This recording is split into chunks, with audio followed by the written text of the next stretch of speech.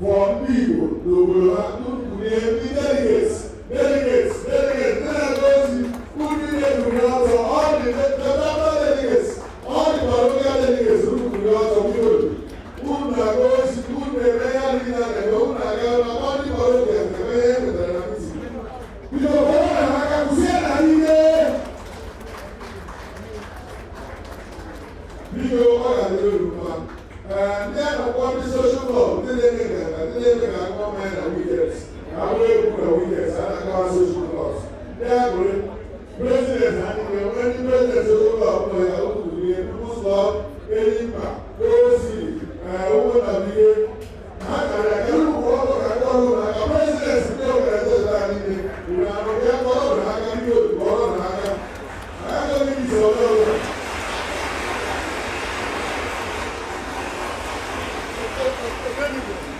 finally ndị otu ndị ọrụ ikpe anyị all the board of directors of my time who rise as we recognize. Don't keep on the all the members of board of directors, please rise. We go to here, go to the Haka, one day I move them. We want. And then I move them. And I go to them. Today, we'll keep on Ọ̀gbìn kàdé kú àgbà nígbà àbáṣà ẹ̀wọ̀n rẹ̀. Because why is a recognize? Ọ̀gbìn kàdé ẹgbẹ́ tó pèsè ọ̀gá wíìlì rẹ̀ ní ọ̀rọ̀. Òkú sẹ́lẹ̀ ní àti ẹbí tó kàrí ọ̀nà.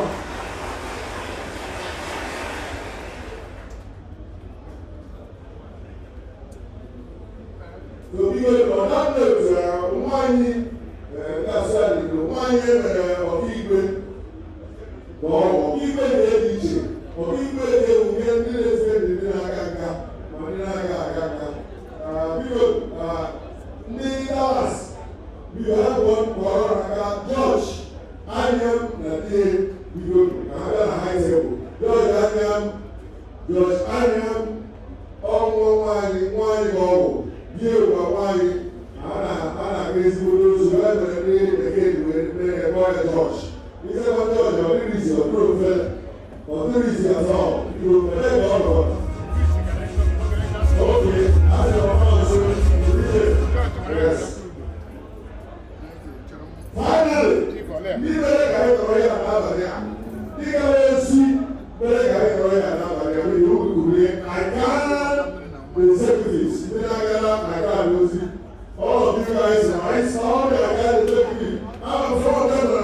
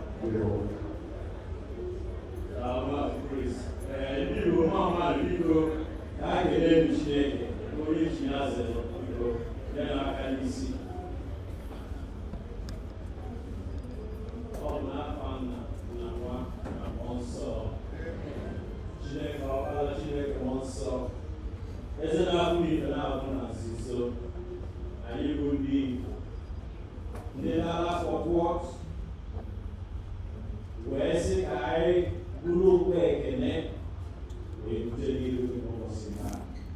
Na ka anyị bidoro ka anyị na-eto otuto pụrụ iche bunite afa nsọ gị maka arụ isi ike na ọdịmma ndị Igbo niile nọ na Dallas isi wee mee ka wee fụ ụbọchị nke taa wee gbakọta maka na ụbọchị tata bụ ụbọchị bụ ibu Chineke eze pụrụ ime ife niile n'elu ndị Igbo. Igbo sị ka anyị bụ ndị Igbo ka anyị gbakọta ọnụ ka anyị nwee aṅụrị dịka ụmụnne wee na-akwalite omenala Igbo elu. Nna biko ife anyị na-ayọ gị oge nọnyere anyị n'ụbọchị taa site mmụọ nsọ gị. Ife ọbụla anyị na-eme n'ụbọchị taa ọ bụrụ ife na-ewulite afa nsọ gị elu. Anyị na-ekele gị n'isi ndị ọchịchị ndị niile na-ebu anyị ka ahụ ifefa na-alụ.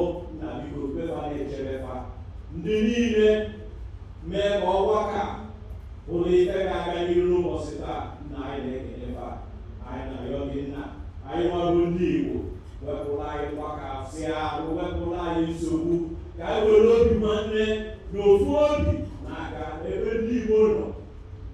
Udo na-adị ya. Nna biko udo ka anyị na-ayọ gị na-akọrị ife niile anyị ga-eji biko na gọzie ya.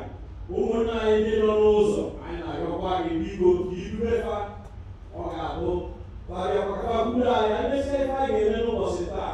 Nna anyị na-ayọ gị biko iraba anyị n'ofu n'ofu. Ọ ga-abụgo okwu arụ ọzọ ka anyị gbakọta. Nna biko otuto ka otuto ka anyị na-enye gị, otuto dị n'afa nsọ gị. Ọgwọ gị si na ayọ na anyị ga-ayọta ya ka anyị na-ayọ gị n'ụbọchị taa. Esi na ndị kụwa na-eme onye chọrọ ọ ga-achọta. Nna biko ikwe ebe ọ na-aba anyị n'ofu n'ofu meela anyị karịa ka apụrụ ihe site n'afọ ọbụla nwa gị Jizọs Kraịst onye nwe anyị.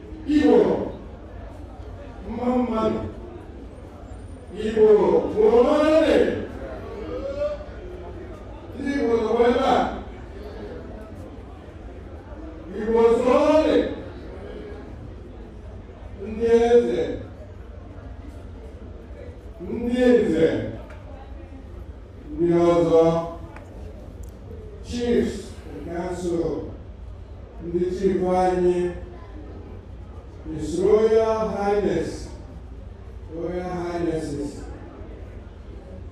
our distinguished guests, our children, our young adult children, Amen. Good evening and welcome to Igbo Day 2024. Biko, achọrọ m iji ohere a bịa kwuo unu ma ọ ntị ka m gụọ my welcome address in full. In the interest of time, I might unu si the brochure anyị nwere ebe a na program of events.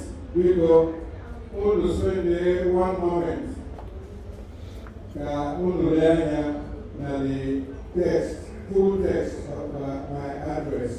Ọ ga-enye anyị aka anyị gbapụ ọsọ. Na unu wee nwanne oge e nwere wee lee ya na ọ ga-adị mma. Biko, ana m asị onye ọbụla biri ebe a, biko, gbudo na-asịkwa unu na-abịaruole. Welcome to Igbo Day 2024. Biko, lee my welcome address on the brochure n'ọkwa na program of events. Again, ana m asị unu nnọọ na-abịaruole. Ndewonu. God bless you all. Ndewonu.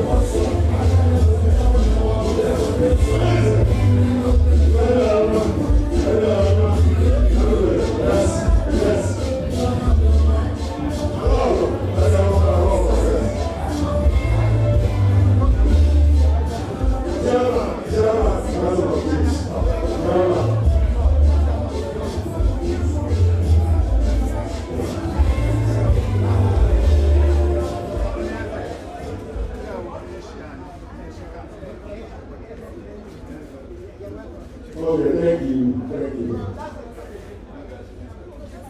Polisi, wa dúró ní ọ̀pọ̀ dúró ní ìwọ́dí.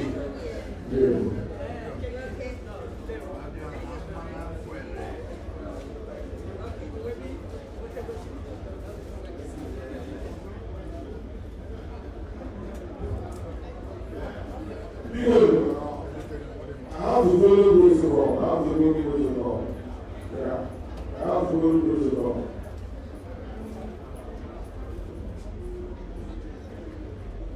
Bíbélì, ẹgbẹ́ ìṣèlú ọ̀gbẹ́ náà ní ìlú. Ìyá yẹn ní ó yẹ wá sẹ́rọ̀ ọ̀gbẹ́ náà. ịkpọpụta onye wụ ndị Igbo na-awụ cultural director bidoro onye ka m ga-enye igwe eji eme okwu ihe ọjị doro isi anyị leziatịzịrịo ka ọ rịa n'aka Ben na wee cultural director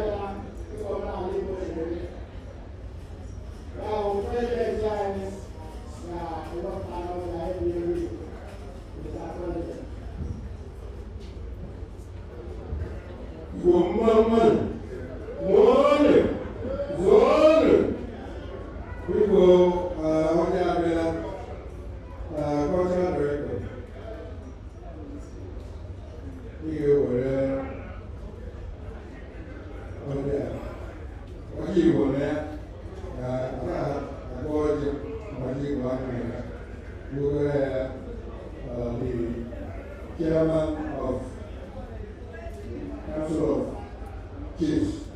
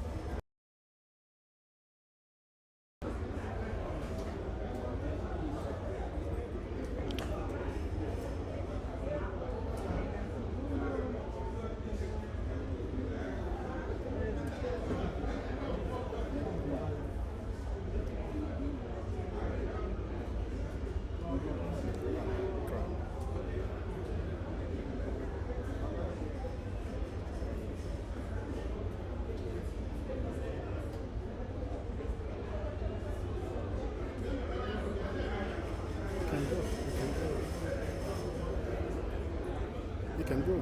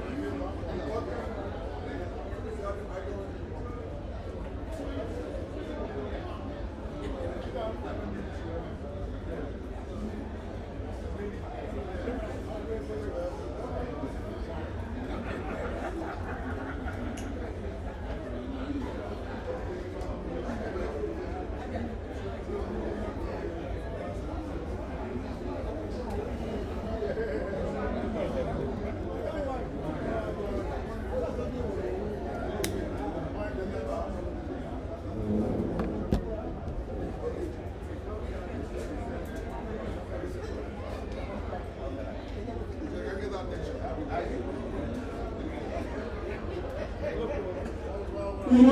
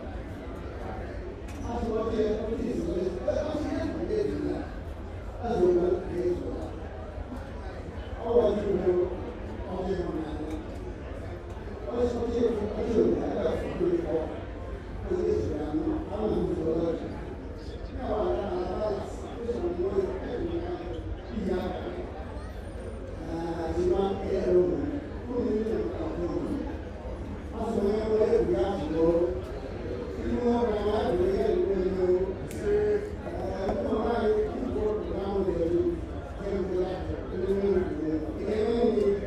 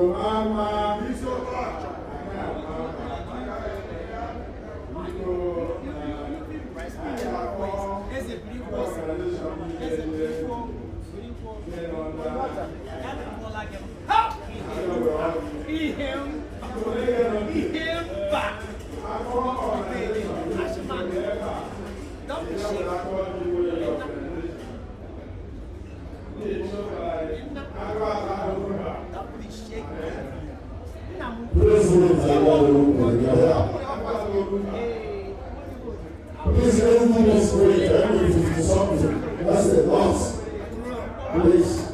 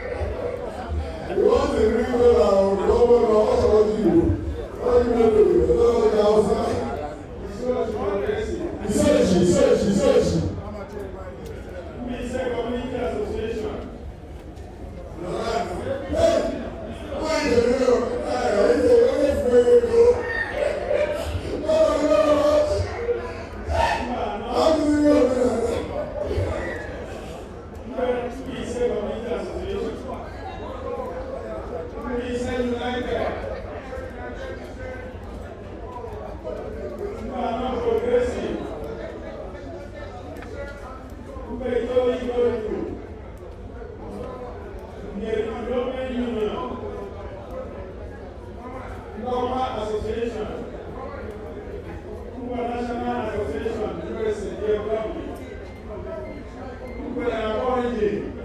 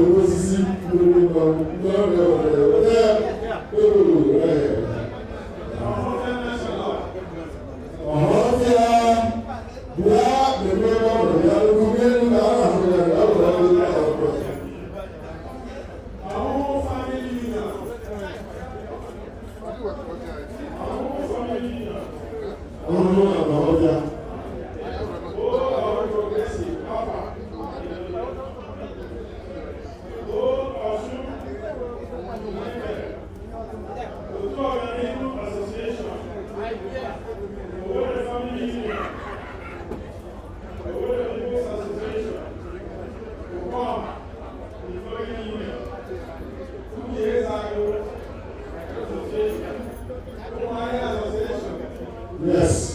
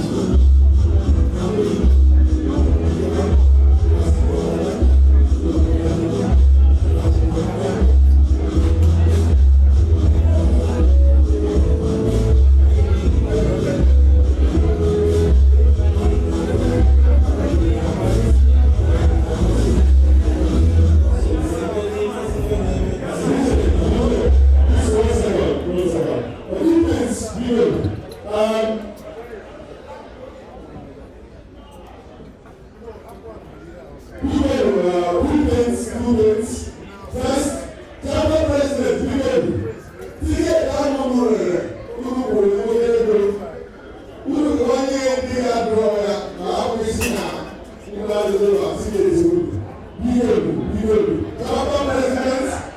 make sure your ticket goes to the financial people.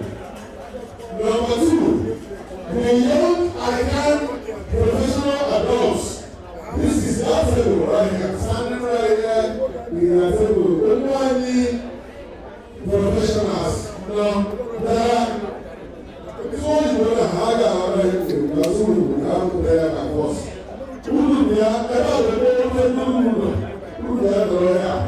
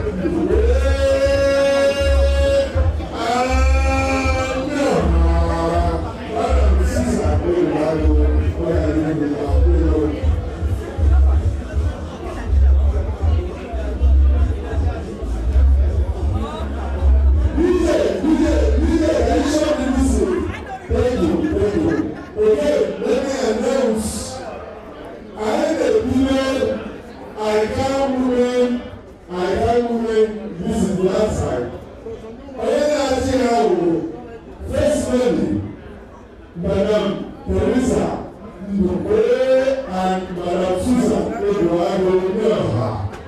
Beautiful, that is all this. Now, we are either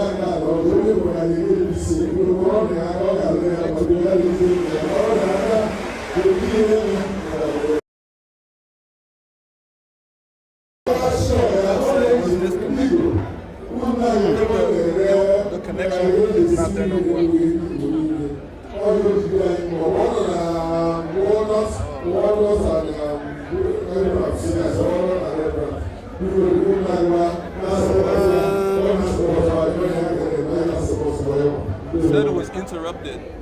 Oh, really? Yeah.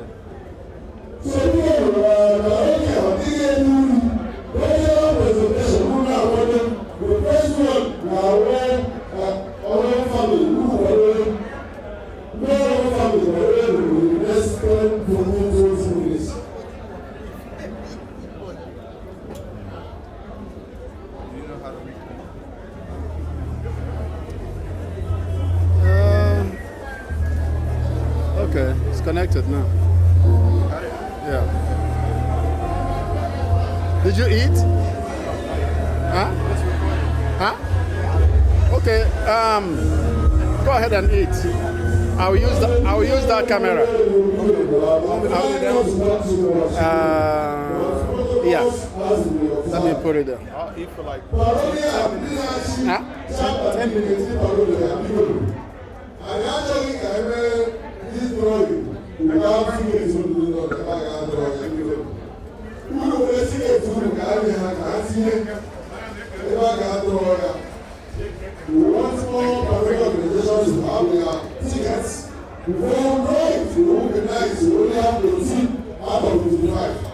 That's not acceptable.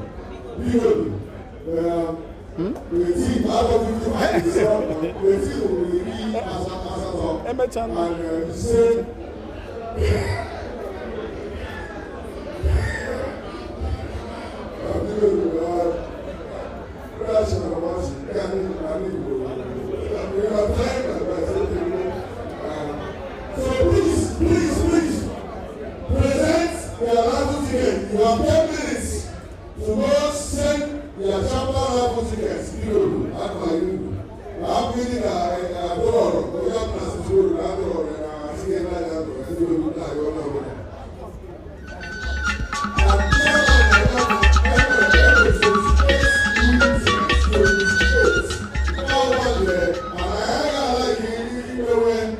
At the last minute, I gave them close to half. In the middle, the last, I gave them the rest. The big prizes will be done towards the end. Let the record reflect that the big prizes will be done towards the end. But the life we give to the next opportunity, if we will big prizes. We are working about that. So everybody, they put their ticket now, so we won't have any issue. Those send them their ticket now. You will have my own. So now the food is being served. DJ, continue with the music. Let's give it some more time before we go. But the organizations that will be very ready in the next 30 minutes, our home family, the Women Association, Women Association, I don't know whether masquerade will be next, but I can check. You are going to be the first four. Please, I repeat, all family union, Women Association, who are National Association, and then masquerade. Those are the top, we schemes. The amount of masquerade that happen in that area, but we will go with the flow and decide as we go. Please, go ahead. Awesome.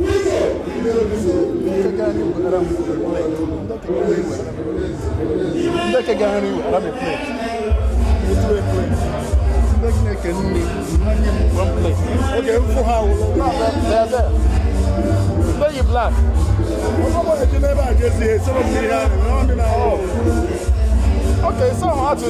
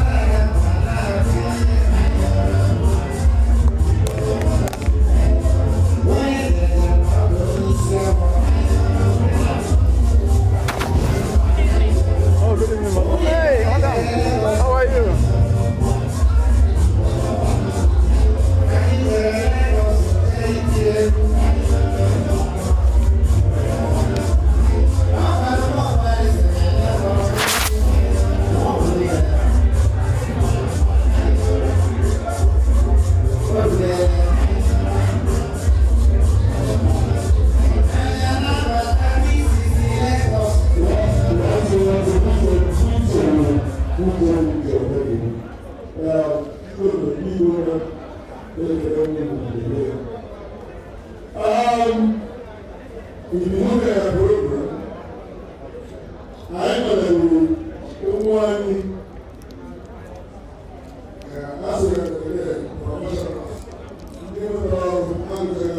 There, on my road. So people who analyze that, that's what I'm going to do. Then I put it over you. You have opportunity to use it. The one I have in America, we will be all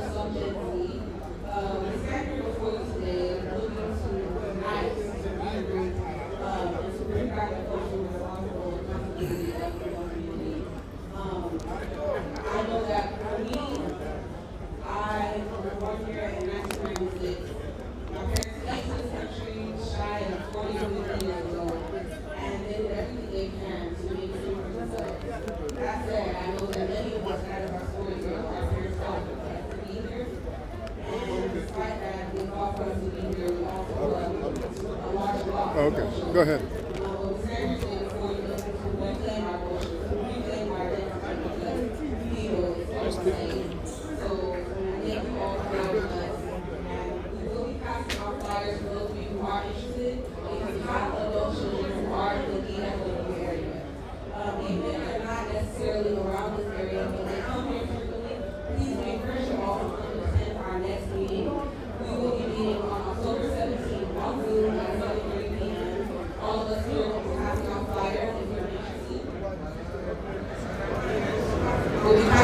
Flyers if you're interested. So if you guys want to come and talk to me again, my name is Beverly Akungu. But anyone that you see here today can give you a flyer, or please feel free to come and talk to us so we can talk to you all about that. But thank you all so much, and thank you for having us. Give to him. One jalapeno to produce a friend. No.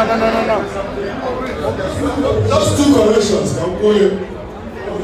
Okay, big two corrections. Adibama on the Jaguar and the Ubosipon of Muslim Doria, how we get the answer to the child, Muslim, no one of the world, how people. Only the day here, I can't remember. If you are careful, we're not microphone, and I'm going.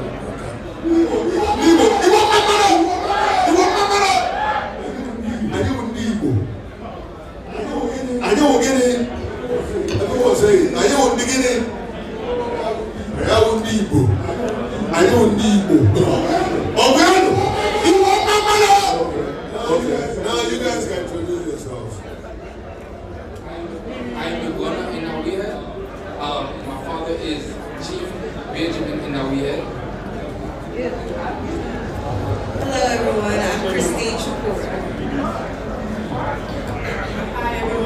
Ogechi Narita.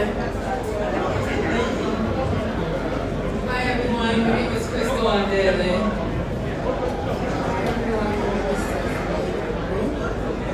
Hi everyone, my name is Destiny Akubabi. Hi everyone, my name is Ogechi Okubo. Igbo Mama, Yande professionals, young ICANN professionals. They couldn't perform because I just repeated them and the time how many I do enough. So by next year we are here preaching. And this is this all you? Is this all your members? No. Thank you. You have their members. Many of them are not here. Many of them are not. Many of them are out of time. In my year weekend. It's a lot of them. So next time we will say what thank you for coming.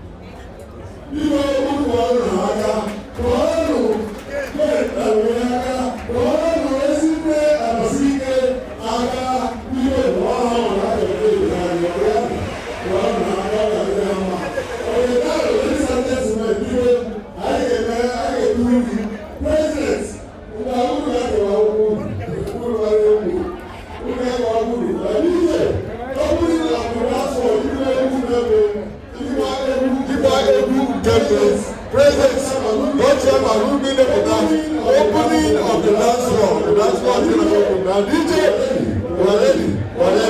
Oyabuna, join this, ADCID, and the ICANN. Join the board, DCID, the board. Join the ADCID, you can have a tour. Guys, the winner, I will go to Iden. You got DJ, go ahead. Chairman, okay, guys, the Lolo. Madam Teresa, I need to go. Again, the dance floor, then I take the dance, and everybody else can join. Yes, yes. Madam Teresa, only my only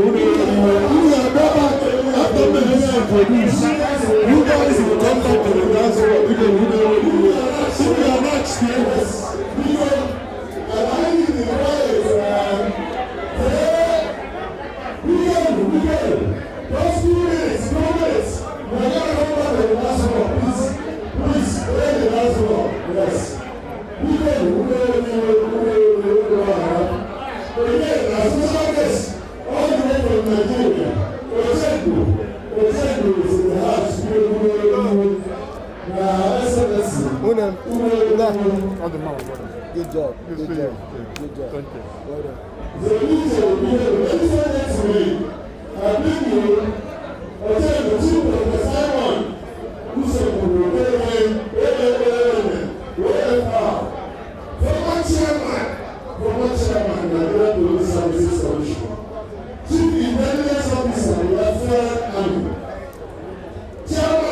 Chairman, Igbo Elders Forum, and his beautiful elegant wife, Her Excellency Ambassador to Australia, and current Director, International Atomic Energy. Welcome to the Nigeria Center.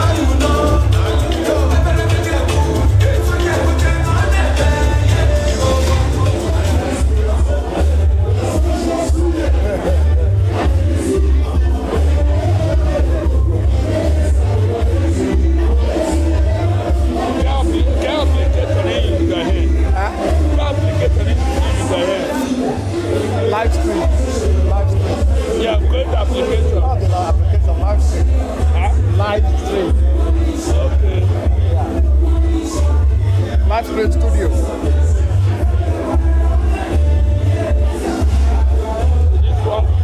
Yeah. Oh, a live stream studio. Okay.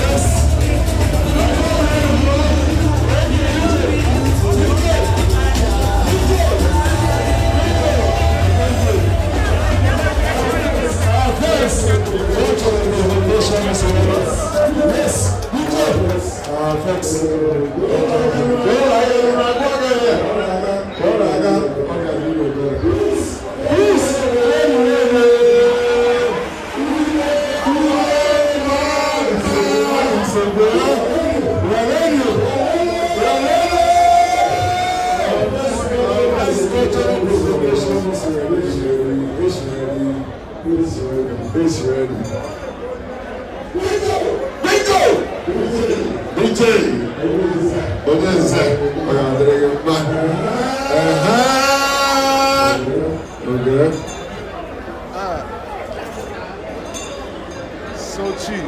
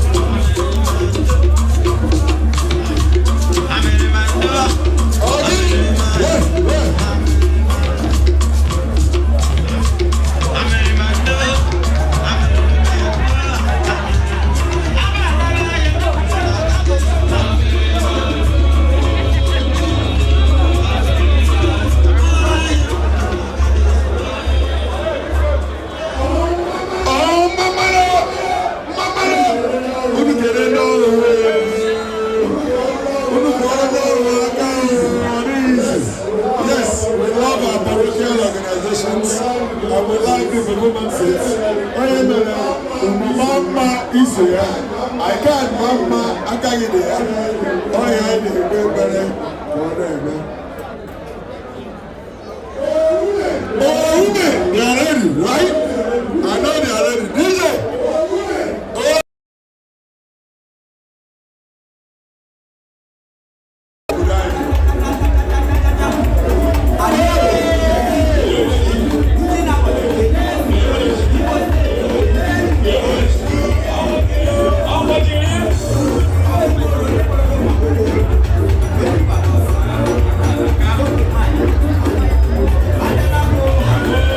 I'm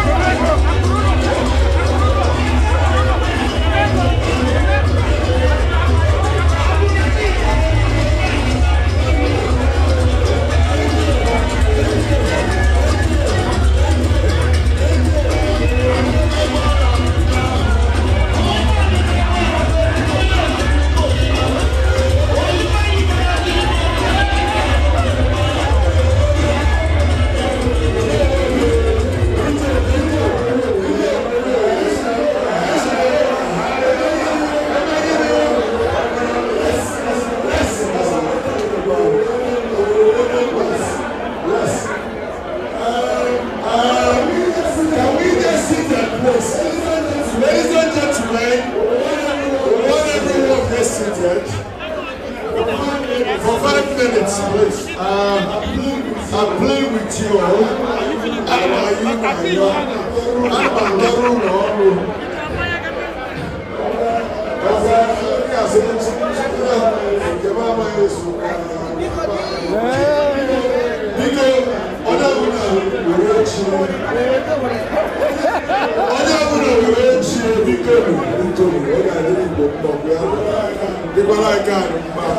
I got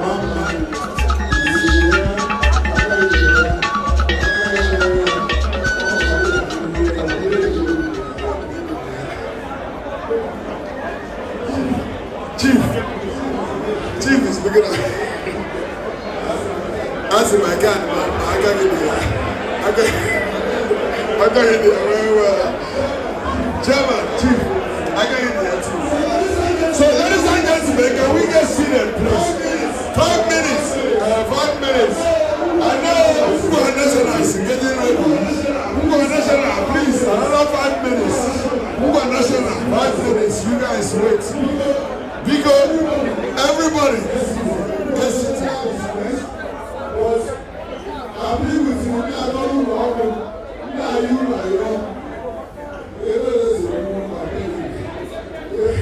so we are who do not need opportunity.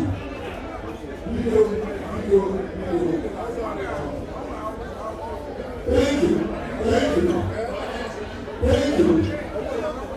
I want to use this opportunity wherever people make a problem. Everybody, Babani, Banani, small and red of Nigeria. Oh, okay, everybody,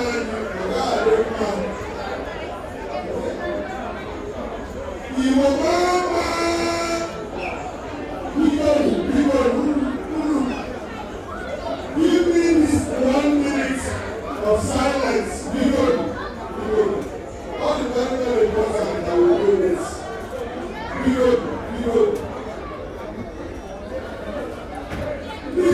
Everywhere now you who will help you all the 2 minutes. Without due respect. Without due respect.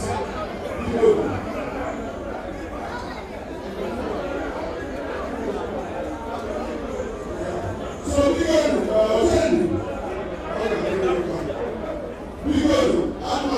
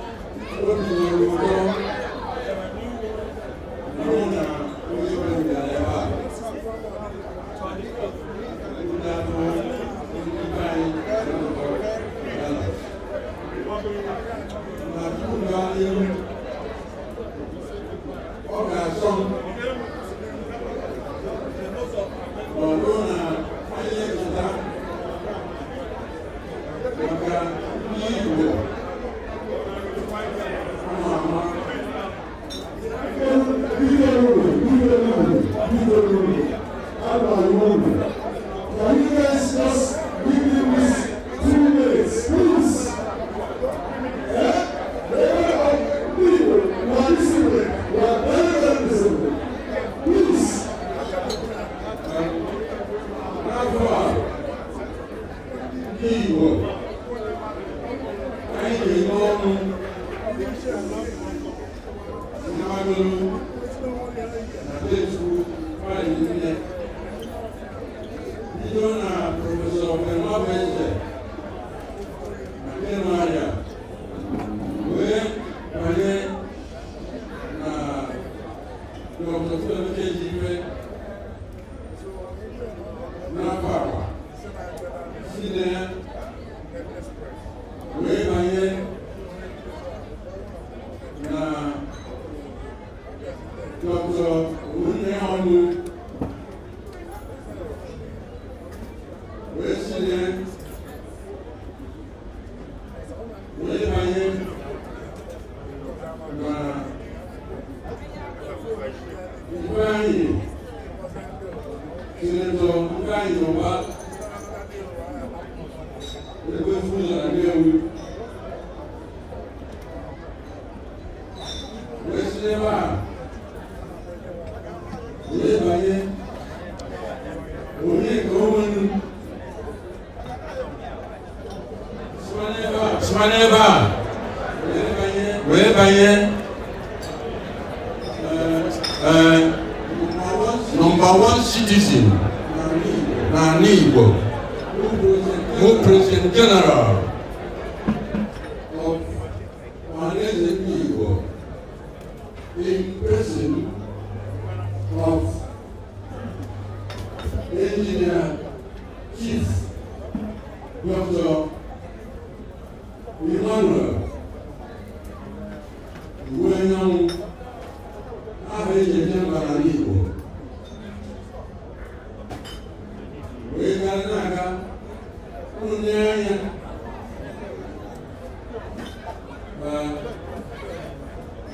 ọrụ na-aga ọbịa ndị mgbe olu ya na ọ ga-adị mma ka anyị bunye ọdọ nwantịtị oge 1 second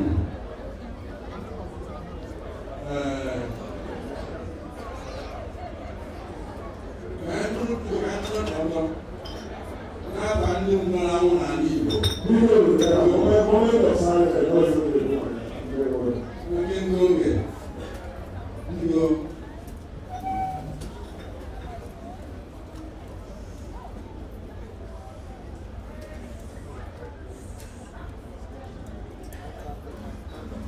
ka Chineke na mkpụrụ obi ji nọdụ anyanwụ ahịhịa mba President General ndị Igbo Ọhaneze na ndị ọzọ niile na-agbara afa ka Chineke na mkpụrụ obi na ndokwa n'afa Jesu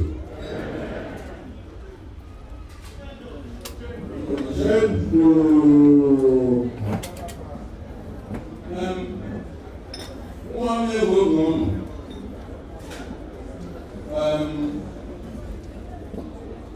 ọdọ m ụtọ ebe a wee bụ ndị Igbo nwoke na nwanyị na ụmụaka oge batara ebe a ana m anyụ ọbọsọ na Dallas Igbo niile anọ na America niile ka ezigbo ọkụkọrịta ebe niile nọ ebe a ọkpọtọ Dallas Chineke ka edere ya biko nụ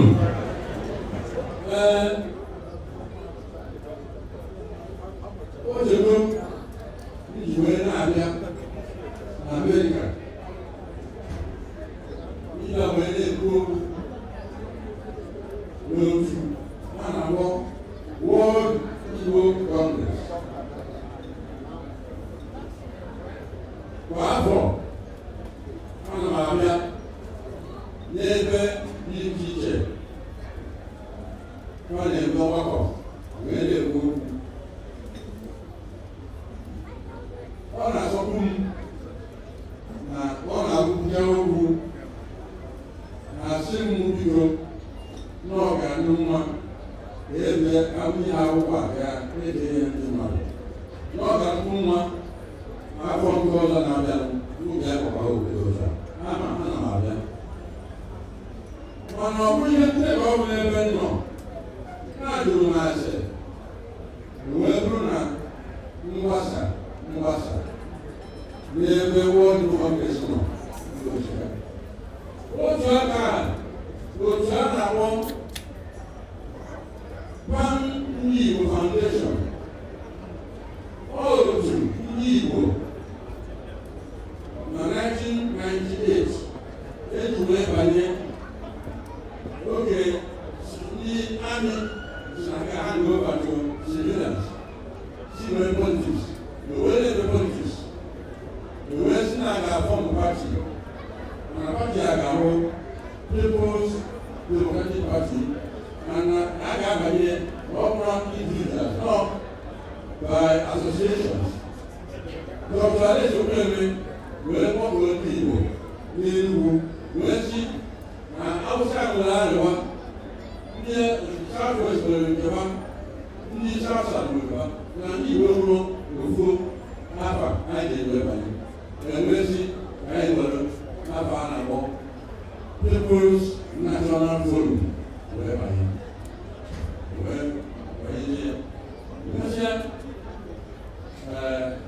onye na America ebe a wee nwee branch of it na-akpọ Pan Igbo Foundation ọdịse People's National Forum mana agụghọ na asị o wee bụrụ na ya bụ otu na ọdụkwazị na-ayọ Chineke na-ajụzi ọgịdị ana m ayọ n'ụwa otu nke a ụnụ kpọrọ n'ime oge anwa na Igbo Community Association of Nigeria ICAN biko ana m ayọ onye ọma nọ ebe a ndị na-achị achị na ndị a na-achị achị ka o were ofu obi ụlọ ekwuwa ka mgbasakwa aka obodo na ndị ọzọ ihe nke Chineke one na this ICAN Igbo Community Association of Nigeria nghọta amaghị were n'ofu obi wee na-arụ ọrụ ndị a ga-ekwu akarịka ụbọchị ọzọ na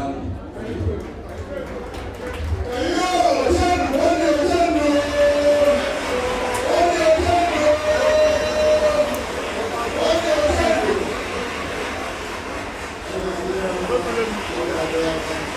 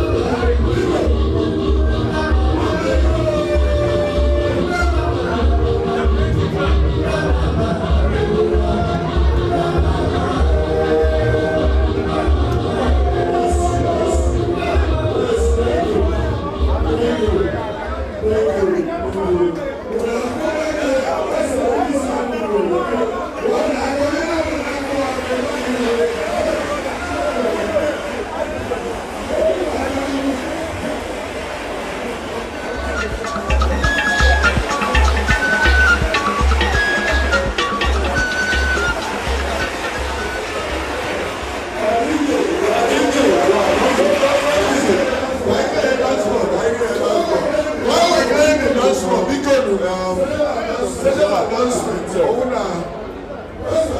First of all, can I recognize the first president of my car?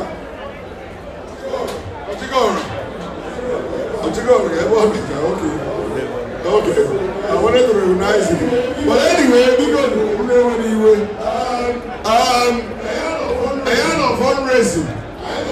I know Igbo Day. And the Council of Chiefs for a special presentation. While we're clearing the floor, the Council of Chiefs now have a presentation. I'm going to hand over the microphone to them. What the presentation is, that's number one. And I'm my young keep up with the people,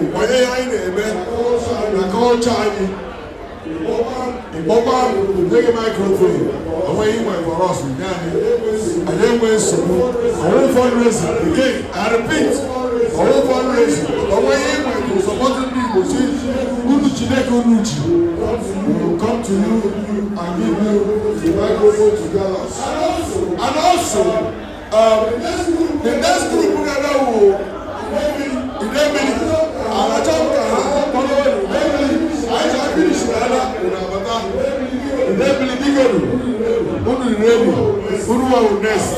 After I made this quick special presentation, he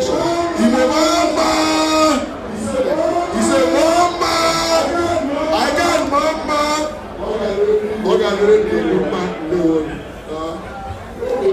Don't worry. I know what it was tonight.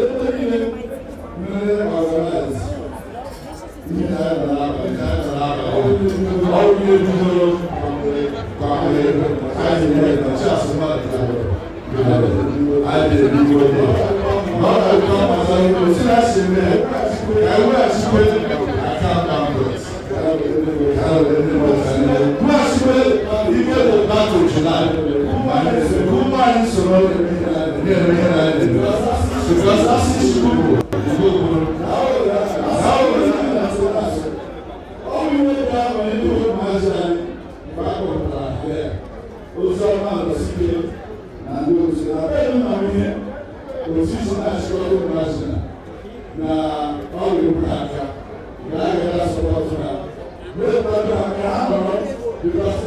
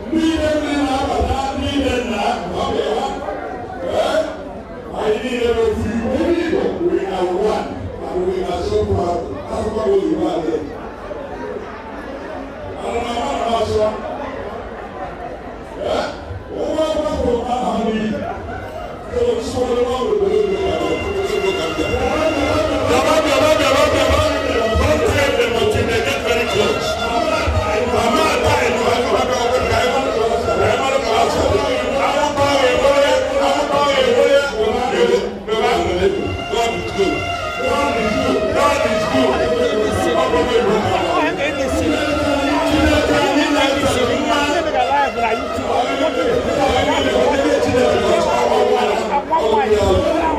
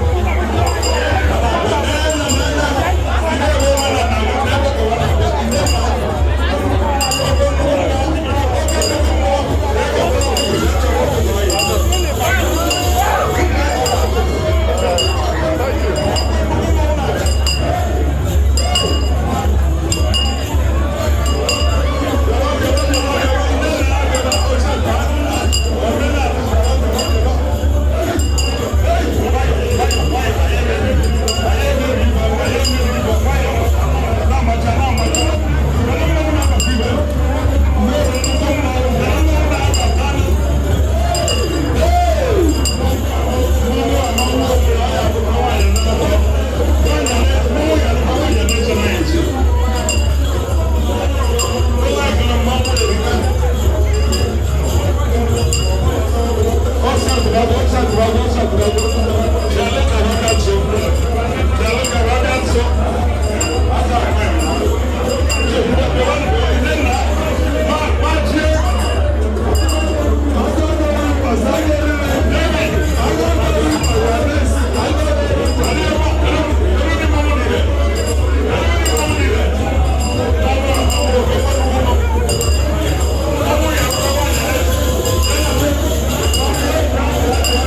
you.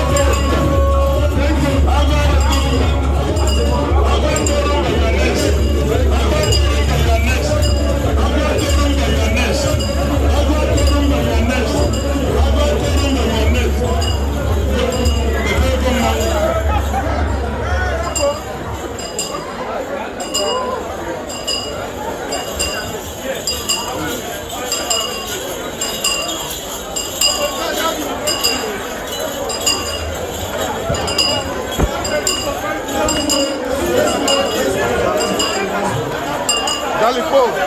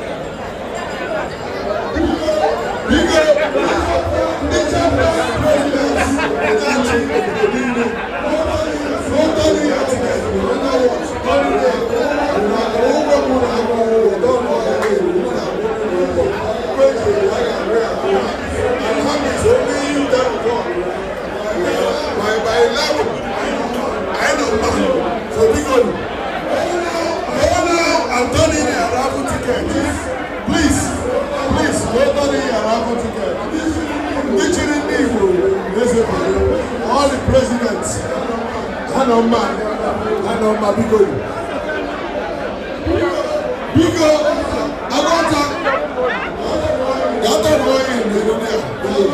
I got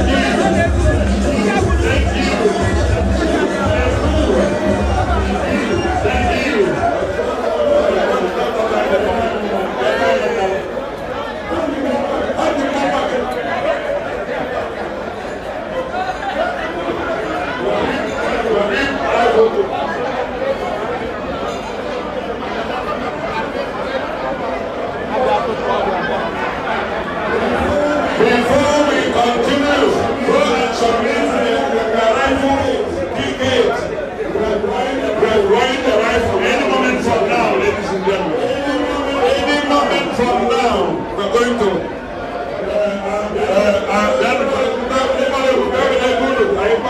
draw. We are about to draw the rifle. I'm on the winner. Yes. Get the money off the floor.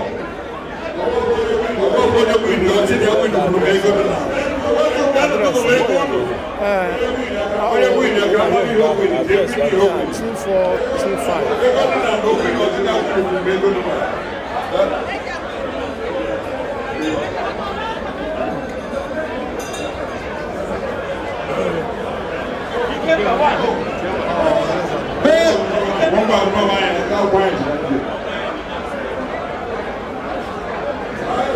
Rifle and not all of you.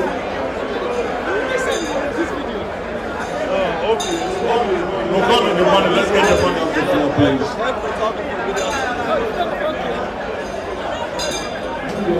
Jacob. Correct. Get the money. Let them get the money. Collect the money. Granny, the room is over there. We use the room to sweep the money. We have the room right there. Let the money sweep the money. One side.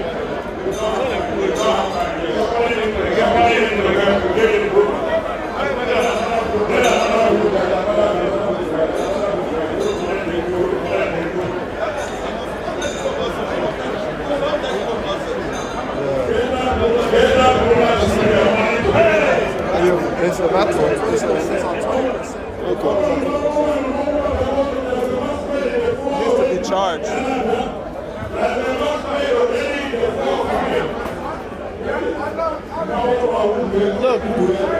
Look.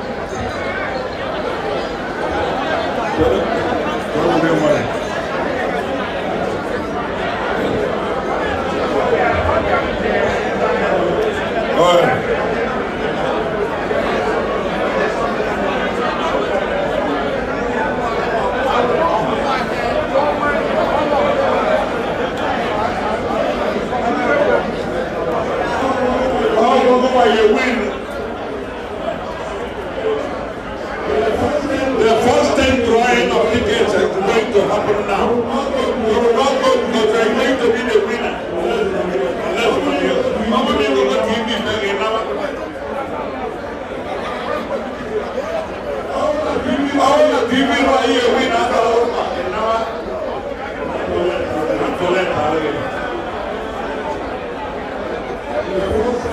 first 10 rifle tickets, according to the program. I'm also turning out. Then one, I'm getting.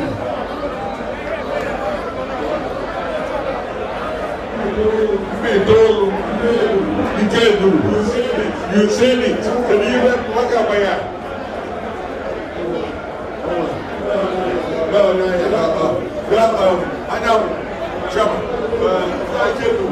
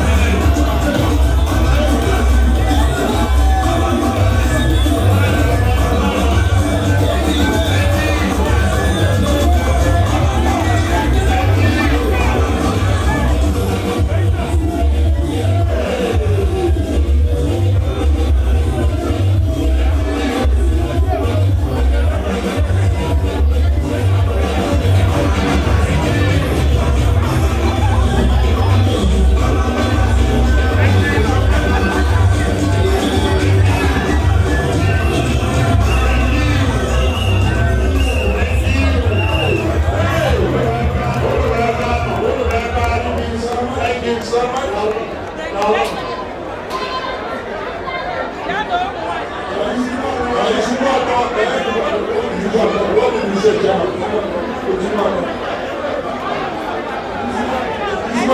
I said we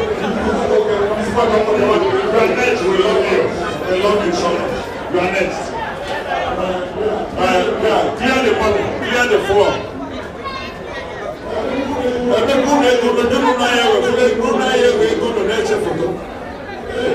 Hey, oh my God.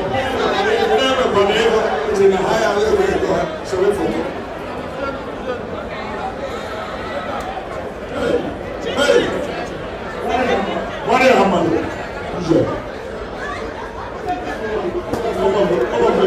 Yes.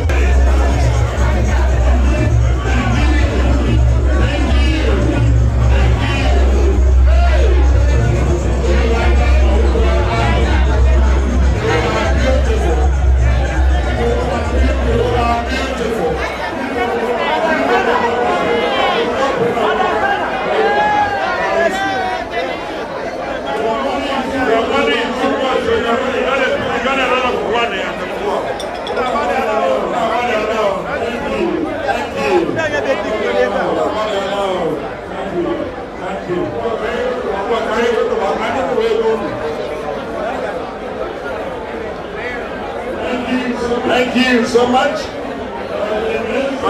next Prince Adam.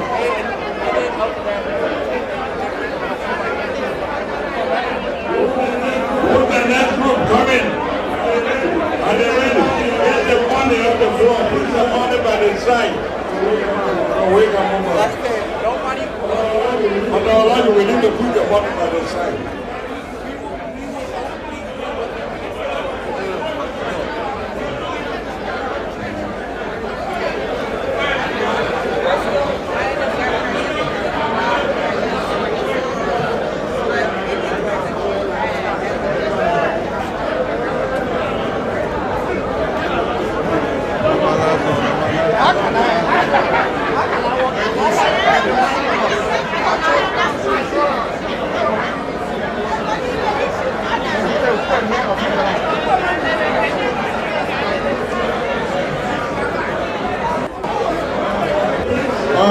Prince, I know God. Getting ready. Prince, let me break down.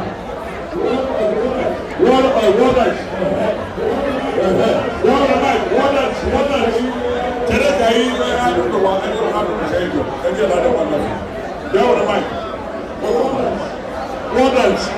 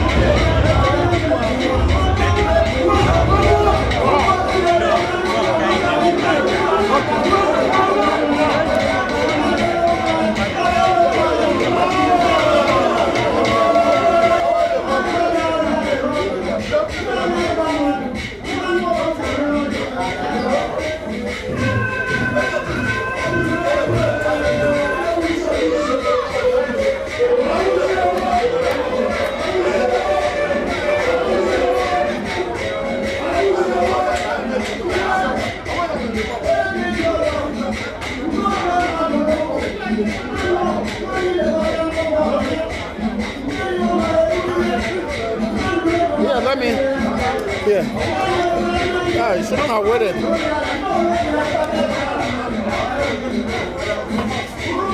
Look.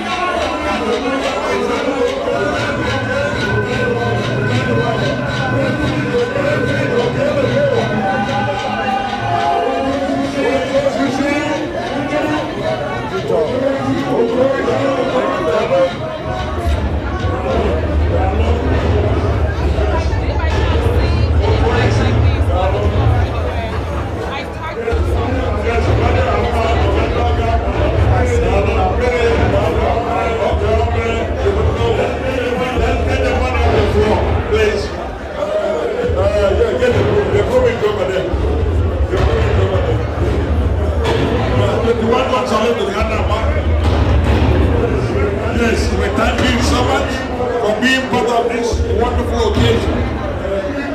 Big Joe, Big Joe, you are doing very well.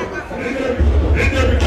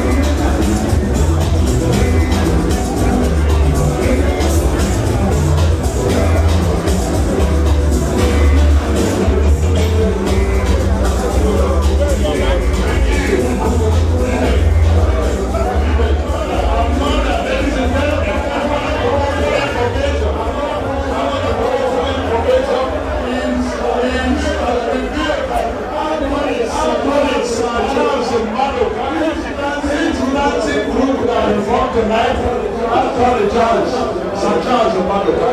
What is doing? He's giving them $100. I'll be something happening. All the group that are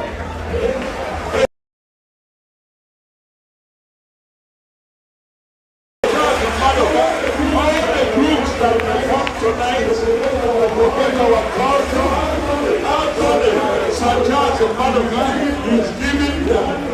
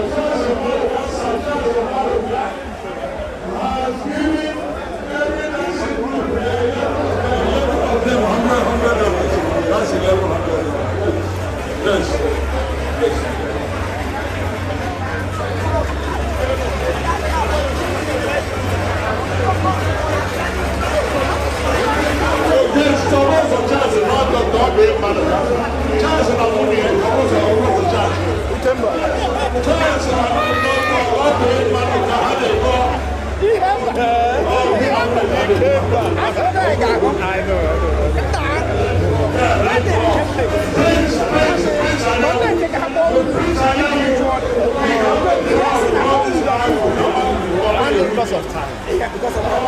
And I was late. I don't blame anybody. I didn't have to stop it. I'm going to break like this. So everybody will say to something. He will suppose I give one a cheat. Cheat with my brother. Cheat Anyalech. Club cheat club cheat now pastor. If you see what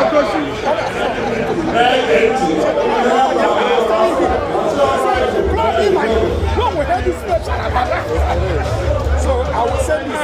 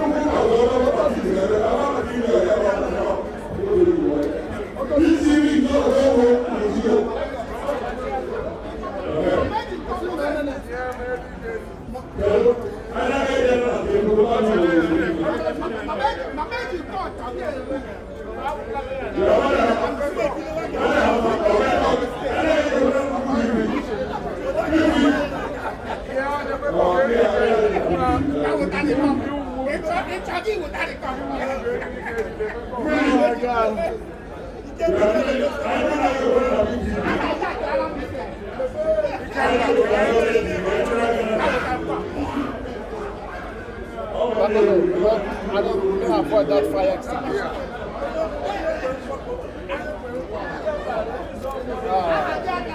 Okay.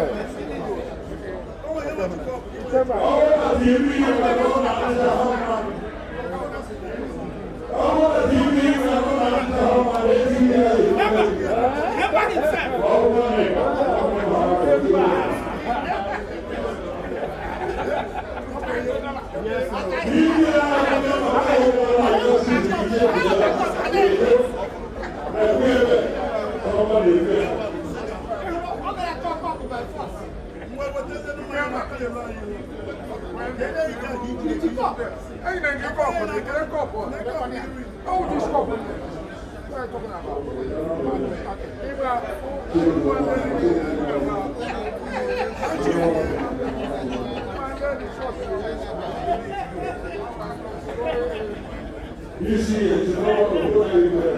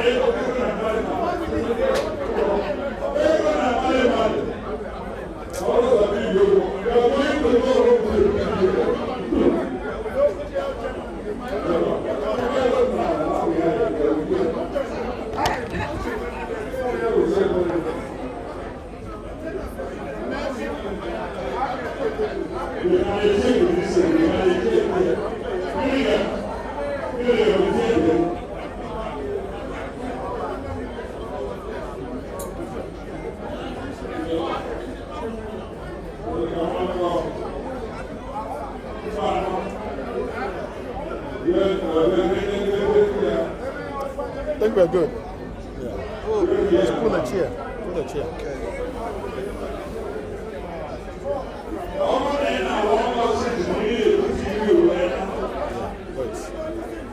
Wait. almost over, right? Yeah. Good job.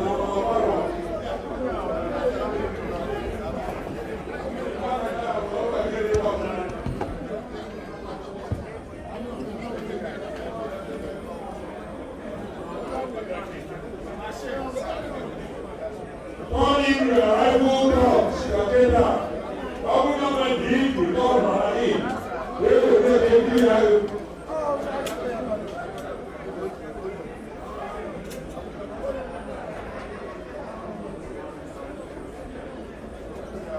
Anda mesti nak pergi dulu, orang orang pergi dulu.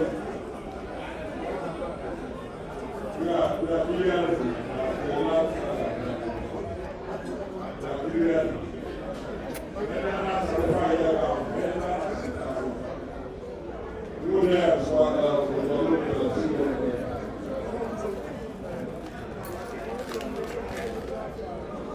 This evening, I is standing in front of you.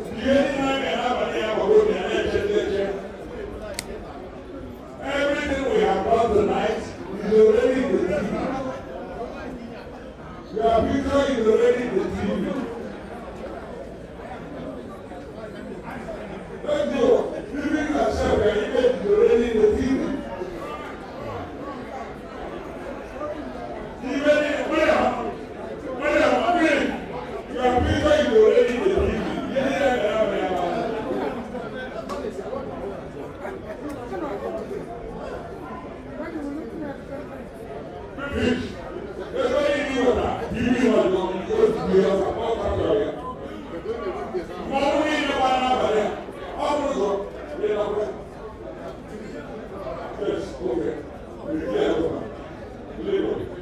Take some more pictures. I'm gonna take some more on my camera. No. Is that your battery? Oh yeah, it is.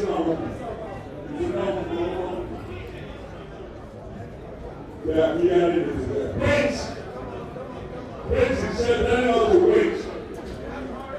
Because Prince only see one hand, so you gotta take.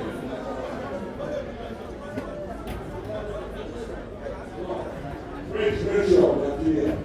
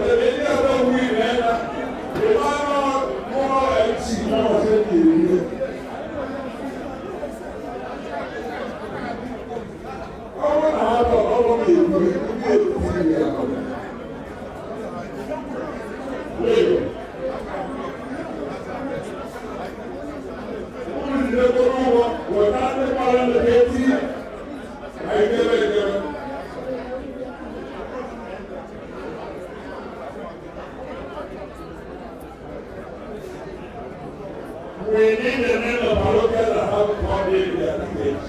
So we want to call them so that the record will be destroyed. We continue to get them to do.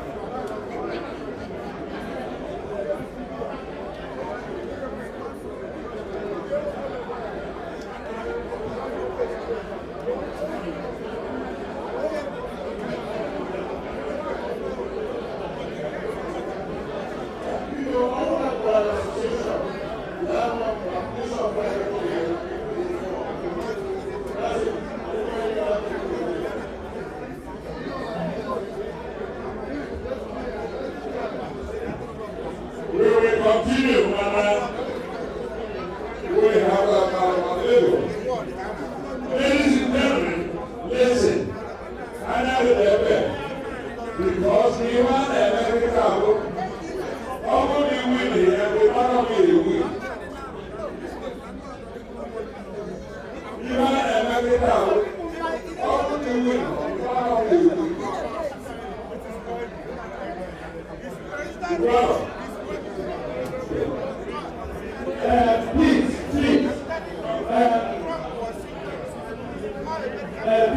because now I am about to do our first drawing. And this first drawing comprises of 10 items. We are going to do the first 10 drawings. 10 items. And that 10 items range from 3 ladies handbags, 1 deep freezer, 1 women's set, 1 water dispenser, and 3 50-inch TVs. The first one that is picked will go over there and pick something. Almost will be 10. After the 10th raffle draw, we will suspend that and continue for the last set. After the closing time.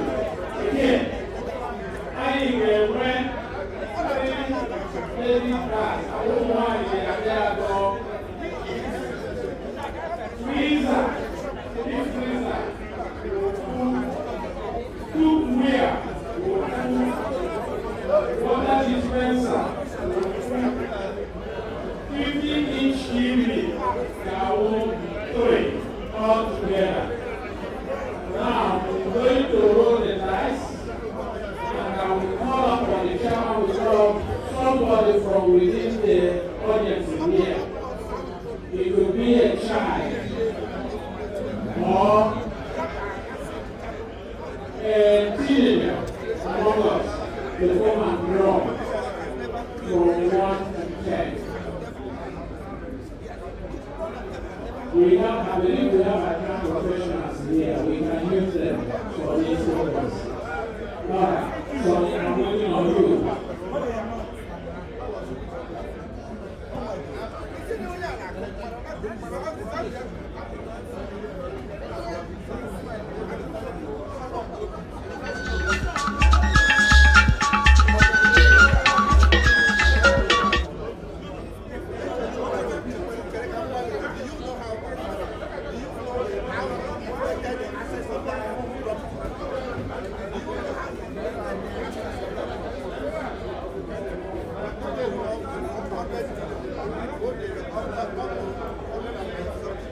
Thank you. Okay. At this time, we want everybody to be for transparency. Stay out of the stage. Stay out of the main table. Yeah. The world together will be able to have the room and walk. Yeah, get around and get out. Get out how we do it. Oh my God. One little one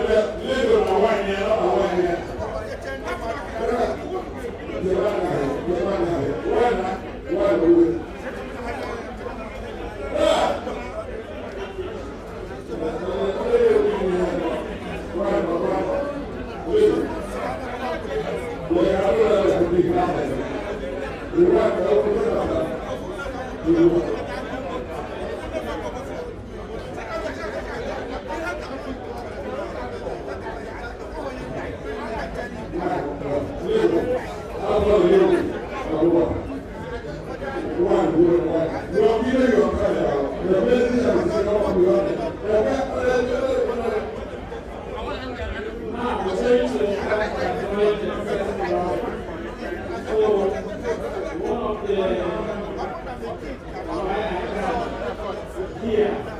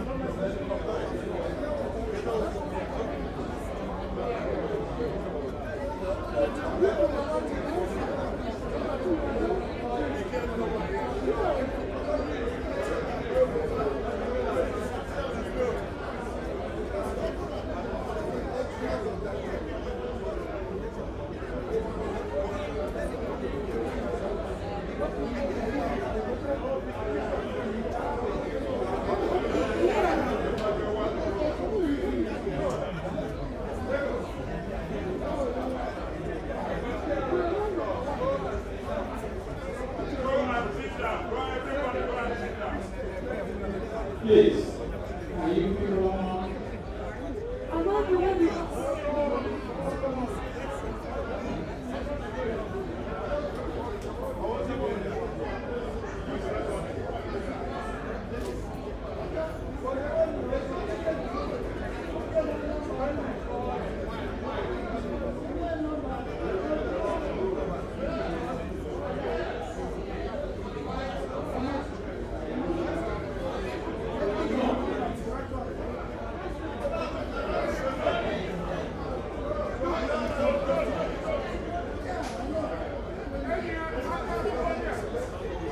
Okay, I want to call the first 3 tickets drawing that have been taken. Okay? Number 1, Lina, DFW.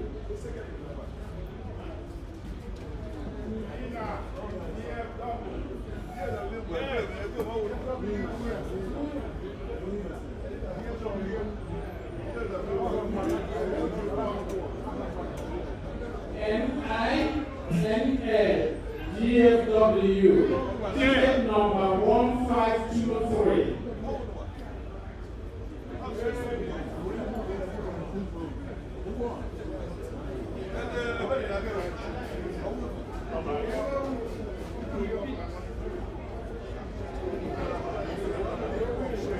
What does Lina stand? NINA. Where is the stop?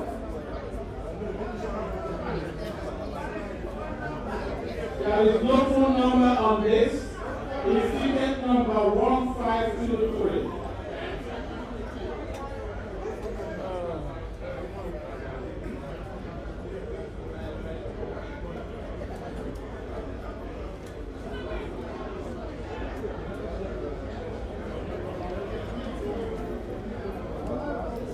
This ticket have a choice of one of the Samsung 50-inch TV. There are 2 of them. The next ticket is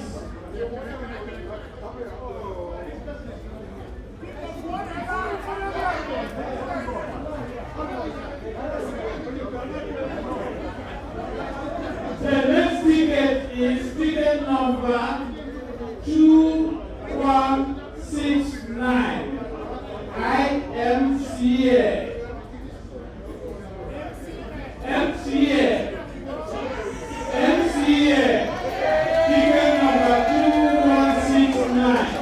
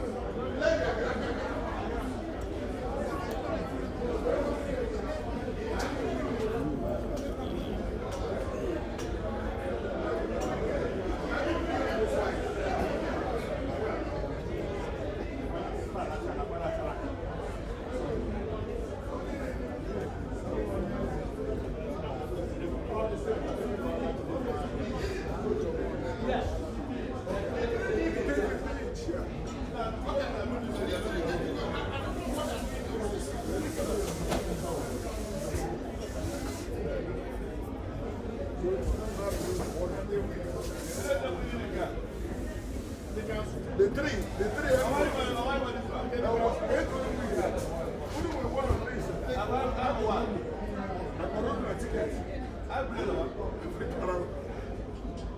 Okay, continue now.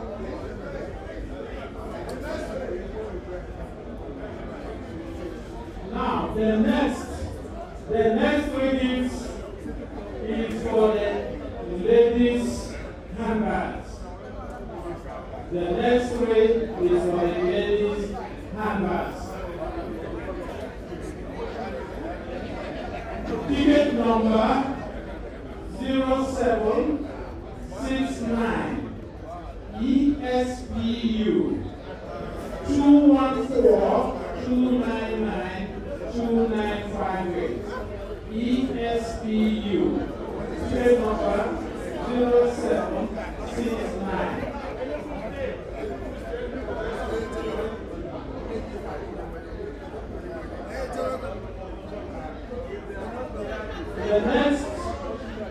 The next is ticket number 1655.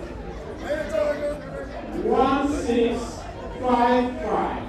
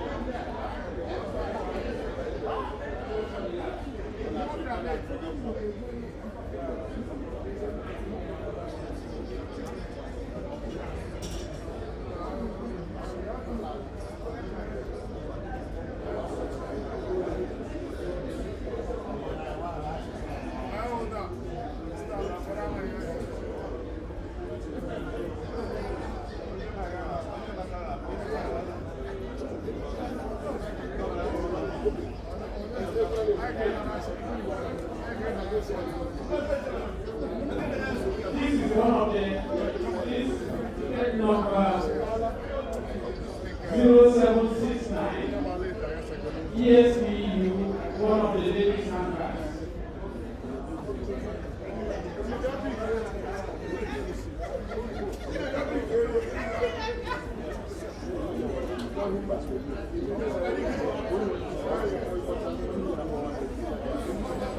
The next is ticket number 2497.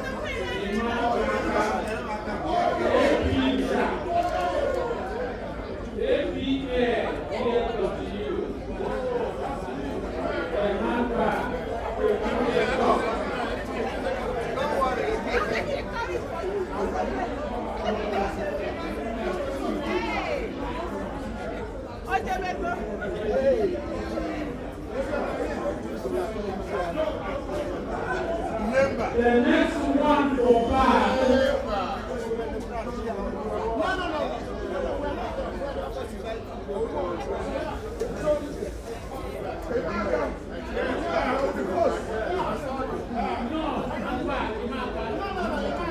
Yes, they have the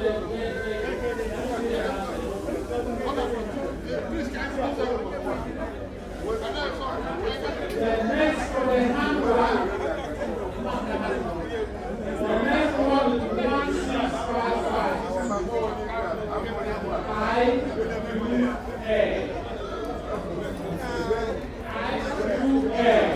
469 951 6730. 1655 for the ladies' handbag.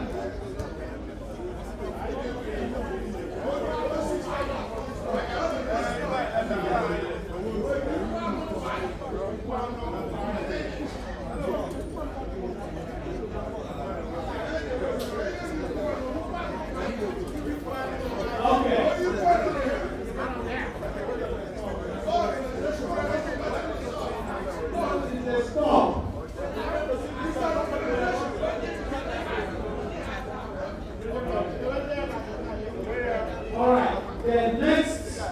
drawing is going to be for the water dispenser.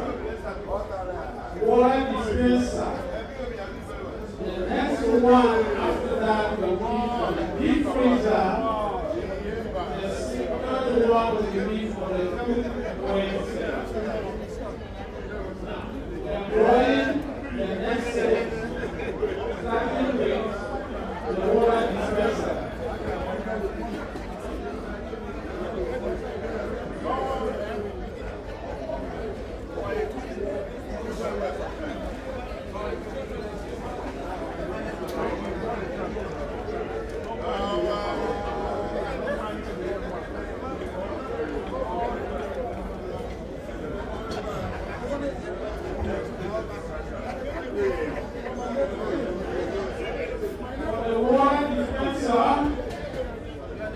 We have 0722 ESPU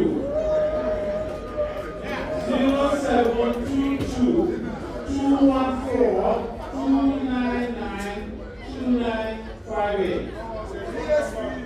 Agonam is the name. 0722.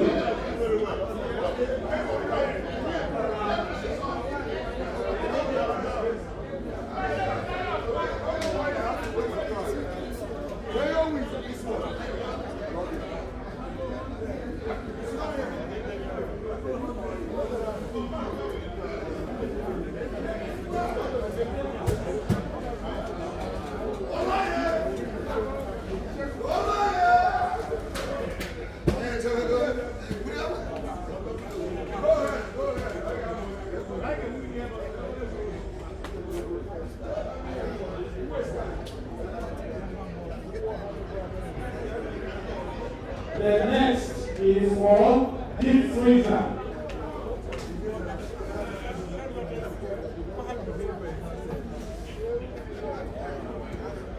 United Okwala, United Okwala, 2805, Caroline Ugo.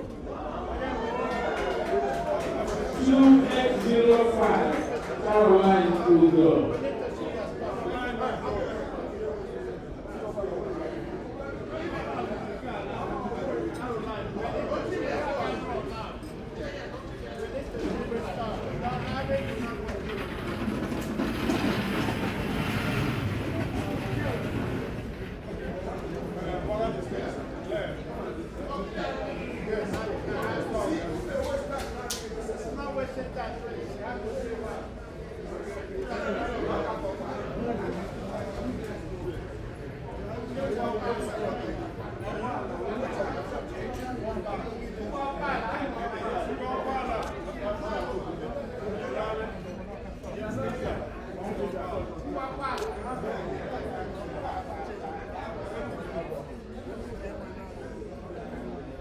The next tickets for the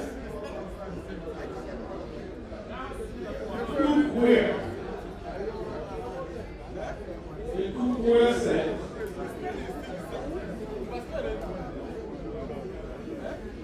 Ticket number 0410. Lawrence Onyawu Oruam 817-262-2793 Opa OOPN. Well, he's reading OOPN 0410.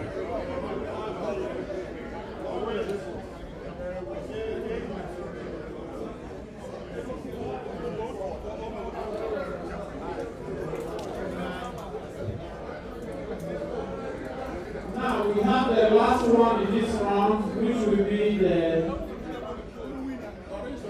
the deep freezer.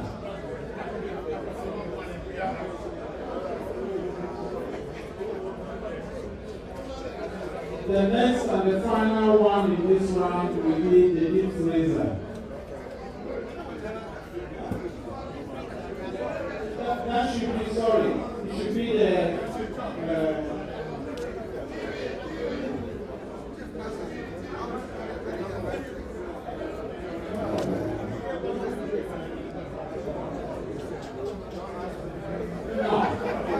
the difference that we are taking, that will be the last one.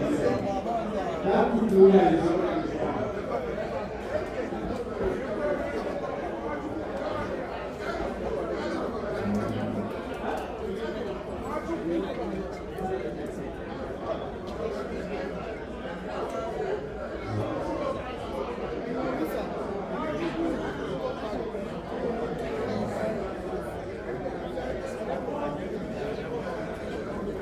Okay. All right. We are going to draw 2 more.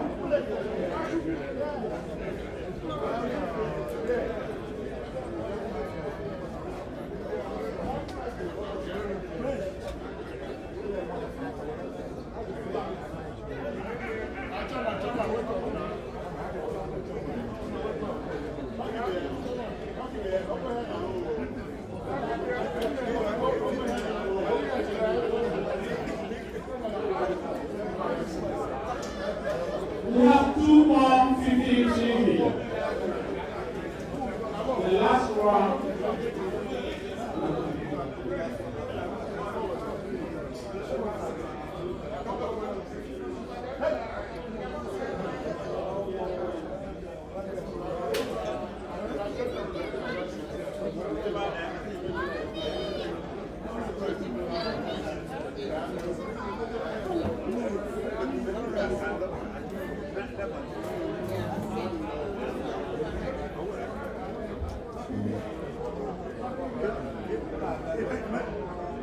This is for another 15 TV.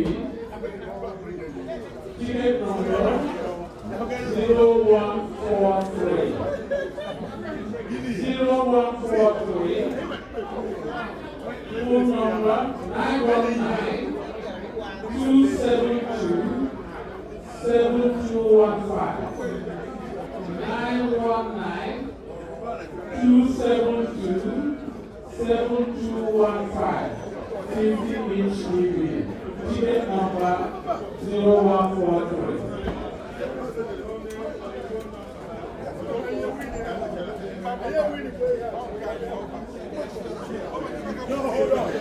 We have the last one.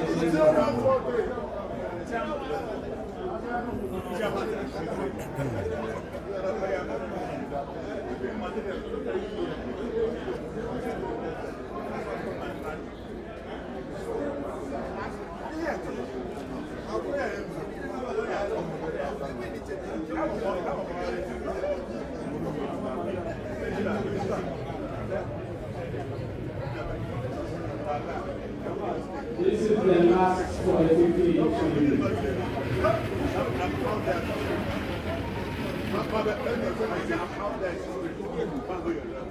Ticket number 1547.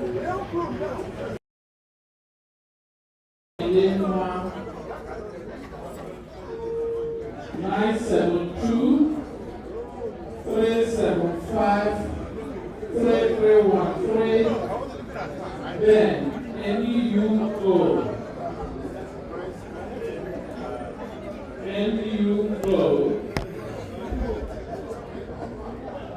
The winner is fixed for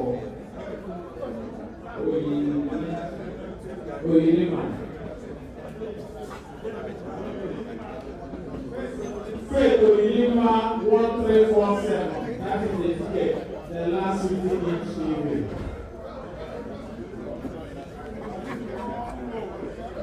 Who's the forward? Who's the forward?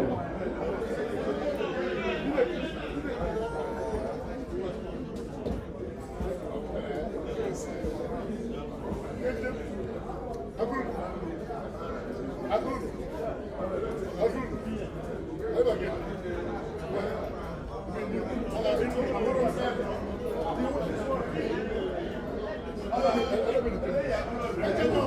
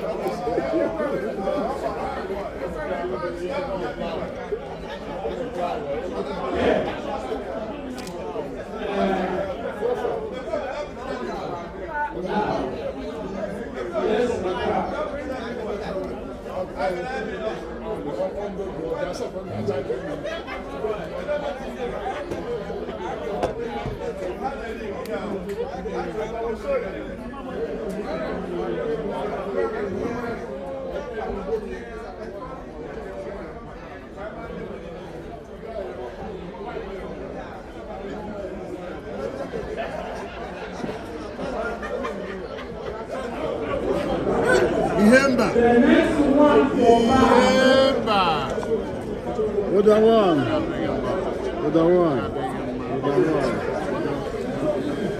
There, oh my brother. Welcome. Yes, I saw you.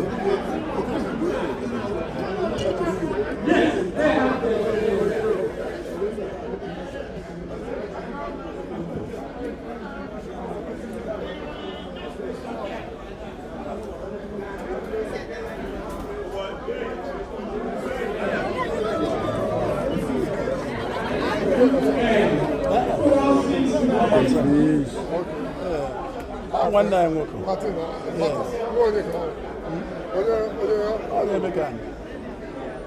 On your way.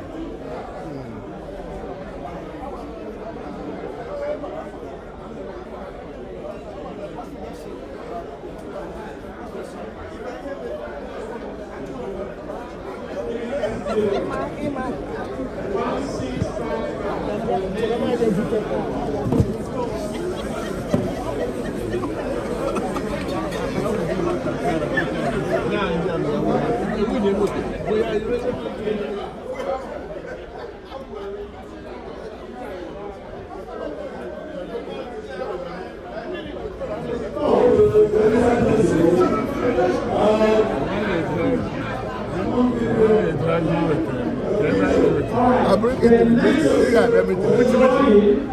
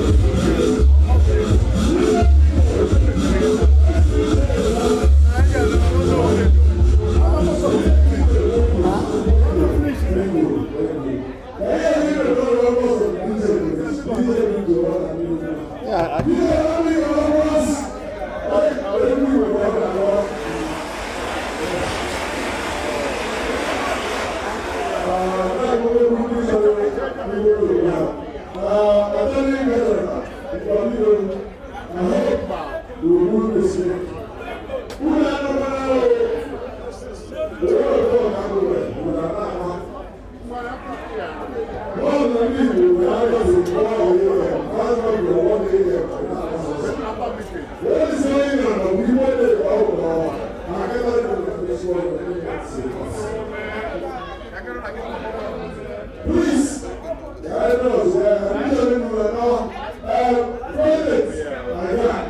you may not drink for us, you may not drink for right now, oh, man, chief, you go to hey, you go to I get to there, so the president will be there, and I'm not going to we go, I know it's out of the line, we're going to have a house. You don't think I'm a word guy, I know word guy, okay? You go, mama! Okay. There you go. Are you ready? Who is running the race? They are going. I don't want to. There you go. I said, for a hand, I'm ready. They are going to plan to satisfy this room.